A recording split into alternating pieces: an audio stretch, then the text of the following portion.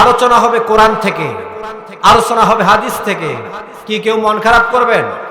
কারো বিপক্ষে যদি চলে যায় মন খারাপ করবেন? তবে হ্যাঁ, কোরআনুল কারীমের আলোচনা সবার ভালো লাগে না, কথা বলেন ঠিক না বা ঠিক? কোরআনুল কারীমের আলোচনা তাদের ভালো লাগে না যাদের শরীরে আবু জেহেলের রক্ত রয়েছে, কথা বলেন ঠিক না বা ঠিক? যাদের শরীরে নমরুদের রক্ত রয়েছে, কেবলমাত্র শুধুমাত্র তাদের কোরআনের আলোচনা ভালো লাগে না, কথা বলেন ঠিক না বা ঠিক? কোরআনের আলোচনা তাদের ভালো লাগে যারা ঈমানদার, কথা বলেন ঠিক কিনা? আর এই কোরআনুল কারীমের পক্ষ আমাদেরকে অবলম্বন করতে হবে, কোরআনুল কারীম বুকে ধারণ করতে হবে। যদি কোরআনুল কারীম বুকে ধারণ করতে গিয়া ফাঁসির কাষ্ঠে ঝুলতে হয়, শাহাদাত বরণ করতে হয়, কারা কারা রাজি আছো ও নেক মাবুদের মুসলমানেরা? দুহাত তুলে আল্লাহ রাব্বুল আলামিনকে দেখাও।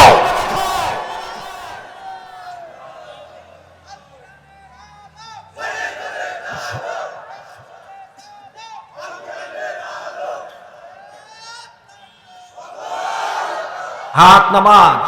তবে একটা জিনিস স্পষ্ট ভাষায় বলে দিতে চাই, কোরআনের সৈনিকরা কখনো মৃত্যুকে ভয় পায় না, কথা বলেন ঠিক কিনা? কোরআনের সৈনিকরা আপনারা দেখেছেন ফাঁসির কাষ্ঠে যখন তাদের ফাঁসির রায় দেওয়া হয়েছিল, বলা হয়েছিল তোমরা প্রাণ ভিক্ষা চাও, প্রাণ ভিক্ষা চাইলে তোমাদেরকে আমরা মাফ করে দিতে পারি। কিন্তু একজন কোরআনের সৈনিক মাথা নত করে নাই, শাহাদাত বরণ করেছে, বাতিলের কাছে মাথা নত করে নাই, কথা বলেন ঠিক না বাঠে? আমরাও সেই ইমানদারের আমরা জাত, সেই ইমানদার হতে চাই যে ইমানের বলে বলিয়ান হয়ে ফাঁসির কাষ্ঠের সামনে নিয়ে আমরাও যেন বলতে পারি আমরা মৃত্যুকে ভয় পাই না, আমাদের ফাঁসি দিতে হয় দাও, কোরআনের পক্ষে থেকে আমরা ফাঁসি বরণ করব, কথা বলেন ঠিক না বাঠে?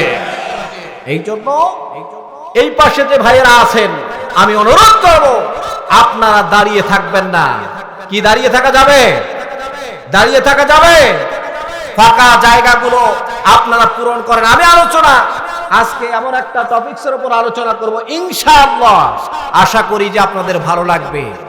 আর যারা দাঁড়িয়ে থাকবেন আমার মনে হয় তারা এই কোরআনুল কারীমের সঙ্গে বেয়াদবি করবেন। আপনারা তো কোরআনের আলোচনা শ্রবণ করার জন্য এসেছেন, কথা বলেন ঠিক না ঠিক? আপনারা কি সার্কাস দেখার জন্য এসেছেন নাকি? হ্যাঁ, তাহলে কোরআনুল কারীমের মজলিসে এসে বসে যান, খুব দ্রুত আপনারা বসে যাবেন, ফাঁকা জায়গা রাখা যাবে না। আমি মূল আলোচনায় চলে আসব। আলোচনা করতে গিয়ে যদি কারো শরীরে লাগে আমার কিছু করার নাই। ও মুসলমানেরা, আমি আপনাদের সামনে কোরআনুল কারীমের 9 নম্বর সূরা সূরাতুত তাওবার 12 নম্বর আয়াত আপনাদের সামনে তেলাওয়াত করেছি। এই আয়াতের ভিতরে আল্লাহ রাব্বুল আলামিন 8টি গুণ অর্জন করার কথা বলে দিয়েছেন। আল্লাহর কোন বান্দা কোন বান্দি যদি 8টি গুণ অর্জন করতে পারে, আল্লাহ রাব্বুল আলামিনের 8টা জান্নাতের দরজার যে কোনো দরজা দিয়ে সে জান্নাতে প্রবেশ করবে।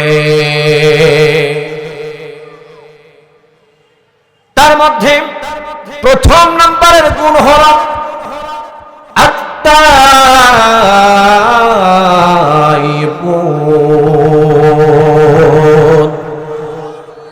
এক নম্বর গুণ হলো তওবাকারী হতে হবে। জীবনে যারা যত অপরাধ করেছো ও মুসলমান, একবার চিন্তা করুন, আপনার ফিরে আসার কিন্তু সুযোগ আছে। আপনি পূর্বে কোরআনের বিরোধিতা করেছেন, ইসলামের বিরোধিতা করেছেন, আলেম ওলামাদের উপরে জুলুম নির্যাতন করেছেন, আপনার এখনো সুযোগ আছে ফিরে আসার। আপনি যদি তওবা করে আল্লাহ রাব্বুল আলামিনের কাছে যদি আপনি ক্ষমা প্রার্থনা করেন, আল্লাহ রাব্বুল আলামিন আপনার তওবা কবুল করে নিয়ে আপনার জীবনের সমস্ত পাপ রাশিগুলোকে মাফ করে দিবে।